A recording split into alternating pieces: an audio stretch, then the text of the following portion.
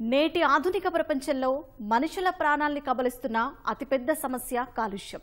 రోజు రోజుకు విస్తరిస్తున్న కాలుష్యాన్ని అరికట్టడమే లక్ష్యంగా అనేక దేశాలు ఎన్నో చర్యలు చేపడుతున్నా అనుకున్న ఫలితాలను మాత్రం సాధించలేకపోతున్నాయి.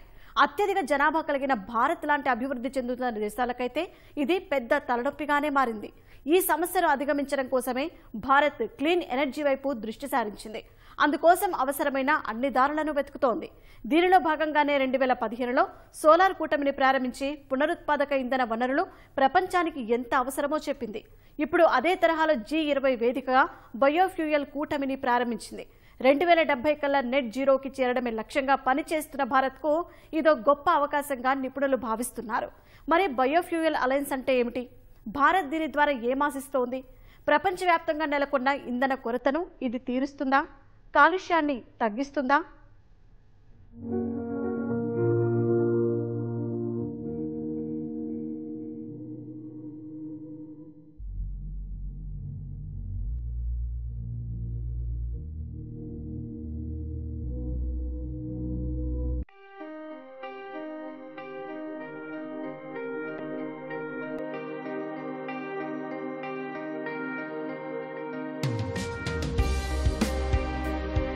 ప్రపంచంలోని చాలా దేశాలు దీర్ఘకాలంగా ఎదుర్కొంటున్న సమస్యల్లో కాలుష్యం ఒకటి. రోజు రోజుకు పెరిగిపోతున్న ఈ కర్బన ఉద్గారాల్ని ఎలాగైనా తగ్గించాలని ఎన్నో దేశాలు ముక్త కంఠంతో నినదిస్తున్నాయి. కానీ ఆచరణలో మాత్రం అది సాధ్యపడడం లేదు. ఈ విషయంలో అభివృద్ధి చెందిన దేశాల వల్ల అభివృద్ధి చెందుతున్న దేశాలు తీవ్రంగా నష్టపోతున్నాయి. ఇది కాదన్నట్టు రాబోయే రోజుల్లో శిలాజ ఇంధన వనరులు తగ్గే అవకాశం కూడా ఉంది. మరి ఇలాంటి ప్రతికూలతల పరిస్థితుల్లో ప్రత్యామ్నాయ ఇంధన వనరులపై ఎన్నో పరిశోధనలు మరెన్నో అధ్యయనాలు జరుగుతున్నాయి. అంది వచ్చిన అవకాశాన్ని విడిచిపెట్టుకోకూడదని అన్ని దేశాలు వివిధ రకాల చమురు మిశ్రమాల్ని వాహనాల్లో వినియోగించడానికి ప్రయత్నిస్తున్నాయి. కానీ ఇది అనుకున్నంత సులభం కాదు. అలాంటి వాహనాలు తయారీకి కావలసిన మౌలిక సదుపాయాలు, పెట్టుబడులు కావాలి. అందువల్ల వీటి ద్వారా స్వచ్ఛమైన చమురు వినియోగం కొంతవరకే సాధ్యమవుతుంది. అందువల్ల పెరిగిపోతున్న కాలుష్యానికి అడ్డుకట్ట వేసేందుకు ప్రస్తుతం అందుబాటులో ఉన్న ఇంధన వనరుల్ని కొద్ది కొద్దిగా మార్చి ఫలితాల్ని పొందాలని అన్ని దేశాలు భావిస్తున్నాయి. అందుకు భారత్ నాయకత్వం వహించడానికి సిద్ధమైంది. Honorable Prime Minister of India to press the light globe placed in the lectern before him and launch the Global Biofuel Alliance.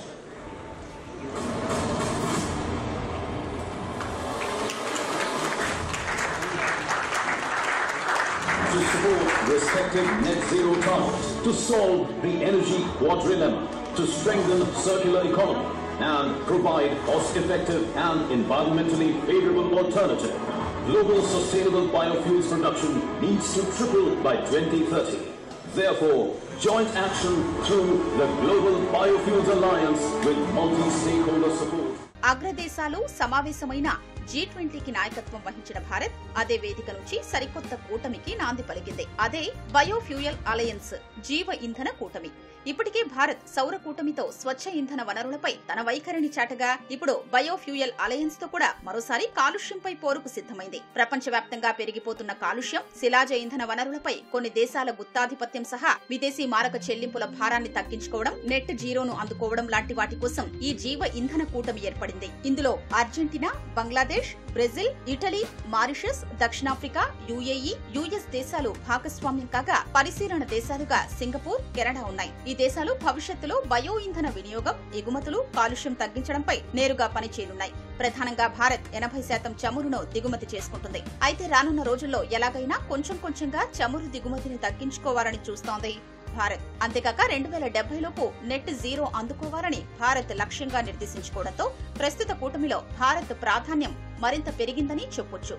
Today is a historic day, a moment for celebration and rejoicing because a global biofuels alliance has just been announced by the Honorable Prime Minister, who along with other world leaders, including two of the world's major biofuel producers, the United States and Brazil, and other countries who are consuming countries, producing countries of biofuels, 19 countries in all, and 12 international organizations have got together to form the International Biofuels Alliance. మరి biofuel అంటే ఏంటో ఒకసారి పరిశీలిద్దాం. మన దగ్గర ఇప్పటికే bio waste power ప్లాంట్లున్నాయి. వీటి ద్వారా విద్యుత్ ఉత్పత్తి కూడా జరుగుతోంది. ఇదే తరహాలో ఇప్పుడు బయోఫ్యూయల్ కూడా ఉత్పత్తి కానుంది. ఇది కూడా పూర్తి పునరుత్పాదక ఇంధనం కావడం విశేషం. ఇది బయోమాస్ నుంచి ఉత్పత్తి చేస్తారు. అంటే ఇప్పుడు ఇథనాల్ ను ఎలాగైతే చెరుకు, వరి, మొక్కజొన్న నుంచి ఉత్పత్తి చేస్తున్నారో దీన్ని కూడా అలాగే తయారు చేస్తారు. అంటే వ్యవసాయ ఉత్పత్తులు లేదా సేంద్రియ వ్యర్థాల నుంచి ఉత్పత్తి చేస్తారు. వీటి నుంచి తయారైన ఇథనాల్, బయోడీజిల్, బయోగ్యాస్ లని బయోఫ్యూయల్స్ గా పిలుస్తున్నారు. ప్రపంచంలో అత్యధికంగా బయో చమురును వినియోగిస్తున్న దేశం అమెరికా. ప్రధానంగా మొక్కజొన్న నుంచి తయారు చేసిన 10% ఇథనాల్ ను చమురులో కలిపి అక్కడ వినియోగిస్తున్నారు. అమెరికా తర్వాత ఇథనాల్ ను అధికంగా వినియోగిస్తున్నది బ్రెజిల్. ఇక్కడ 27% వరకు చమురుతో కలిపి వినియోగిస్తున్నారు. ఇదే బాటలో నడుస్తున్న భారత్ కూడా ప్రస్తుతం 10% ఇథనాల్ ను వాహనాల్లో వినియోగిస్తోంది. 2025 నాటికి దీన్ని 20% పెంచాలని ఇప్పటికే ప్రయత్నాలు ప్రారంభించింది. ప్రస్తుత కూటమిలో భారత్, అమెరికా, బ్రెజిల్ తో కలిపి జట్టు కట్టింది.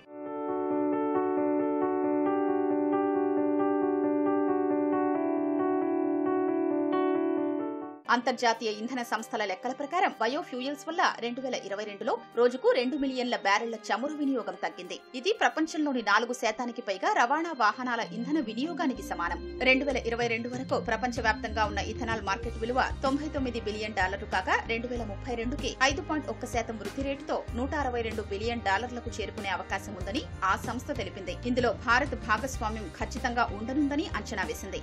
ఎందుకంటే ప్రస్తుతం భారత్ ప్రపంచంలోని ఇథనాల్ ను ఉత్పత్తి, వినియోగంలో 3వ అతిపెద్ద దేశంగా ఉందని అంతర్జాతీయ ఇంధన సంస్థ తెలిపింది. గత 5 ఏళ్లలో భారత్ ఈ ఉత్పత్తిని 3 రెట్లు పెంచిందని చెబుతుంది. ఇది ఇలాగే కొనసాగితే రానున్న రోజుల్లో ప్రస్తుతం ఉన్న మిశ్రమ శాతాన్ని మరింతగా పెంచే అవకాశం ఉంటుందని నిపుణులు చెబుతున్నారు. మరోవైపు అంతర్జాతీయంగా నెలకొన్న పరిస్థితులు కూడా భారత్ కు ఈ అవకాశాన్ని అందించాయని అనుకోవచ్చు. ఓపెక్ ప్లస్ దేశాలు చమురు ఉత్పత్తులపై ఆంక్షలు విధించడంతో క్రూడ్ ఆయిల్ దిగుమతి చేసుకుంటున్న అనేక దేశాలు తీవ్ర ఇబ్బందులు పడుతున్నాయి. వీటికి పరిష్కారంగా భవిష్యత్తులో బయోఫ్యూయల్స్ వాడకాన్ని పెంచాలని, దానికి భారత్ ను హబ్ గా మార్చాలని కేంద్రం భావిస్తోంది.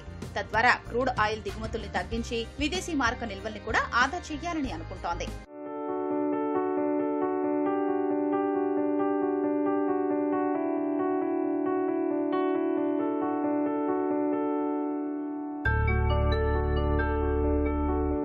బయోఫ్యూయల్స్ వినియోగం అనే మాట బాగానే ఉంది. కానీ అందుకు తగినట్లుగా వనరులు అందుబాటులో ఉన్నాయా అంటే సమాధానం లేవనే చెప్పాలి. దీనికి పరిష్కారంగా అంతర్జాతీయ ఇంధన సంస్థ 3 వ్యూహాల్ని సూచిస్తోంది. అందులో మొదటిది జీవ చమురుకు అవసరమైన పంటల ఉత్పత్తిని పెంచాలి. అందుకు బంజరు భూముల్ని కూడా సాగులోకి తీసుకురావాలి. రెండోది చెత్త, వాటి అవశేషాల్ని ఎప్పటికప్పుడు సేకరించాలి. అందుకోసం అవసరమైన బయోఫ్యూయల్ టెక్నాలజీని వినియోగించాలి. మూడోది ప్రధానంగా ఇథనాల్, బయో చమురును తయారు చేసే సాంకేతికత, మిషనరీని అందుబాటులో ఉంచాలి. ఈ వ్యూహాలు బాగానే ఉన్నా చాలా దేశాల్లో పంటలకు నీరు సమృద్ధిగా లభించని పరిస్థితి ఉంది. ముఖ్యంగా ఇందులో మొక్కజొన్న మినహా మిగతా పంటలకు నీరు చాలా అవసరం. అసలే వాతావరణ మార్పుల ద్వారా ఎప్పుడు వానలు కురుస్తాయో, ఎప్పుడు కరువు వస్తుందో చెప్పలేని పరిస్థితి. భారత్ లాంటి దేశంలో ఆహార అవసరాలు తీరిన తర్వాతే ఇథనాల్ ఉత్పత్తికి అవకాశం ఉంటుంది. ప్రస్తుత పరిస్థితుల్లో భారత్ ఈ సమస్యల్ని అధిగమించాల్సిన అవసరం ఉంది. భారత్ 2024 ఏప్రిల్ 1 నుంచి బయోడీజిల్ కలిపిన మిశ్రమ వినియోగాన్ని తప్పనిసరి చేసింది. ఇందుకోసం 2000 కోట్ల రూపాయలతో దేశవ్యాప్తంగా 100 బయోడీజిల్ ప్లాంట్లు రూపొందాయి. త్వరలోనే వీటి నుంచి ఉత్పత్తి మొదలు కానుంది. కానీ భారత్ ఒక్క దేశమే నేరుగా 2070 కల్లా నెట్ జీరోకు చేరడం కష్టమే. అందుకోసం ఈ రంగంలో అగ్రగామిగా ఉన్న దేశాలైన బ్రెజిల్, అమెరికాతో కలిసి భారత్ పనిచేయడానికి సిద్ధమైంది. అయితే మన దగ్గర ఇంకా ఇందుకు సంబంధించిన పరిశ్రమలు చాలా తక్కువగా ఉన్నాయి. ఇవి ఏర్పాటు కావాలంటే పెట్టుబడులు కావాలి. పెద్ద ఎత్తున సాంకేతికత బదిలీ కావాలని నిపుణులు భావిస్తున్నారు. అప్పుడే భారత్ లక్ష్యాలు నెరవేరుతాయని చెబుతున్నారు.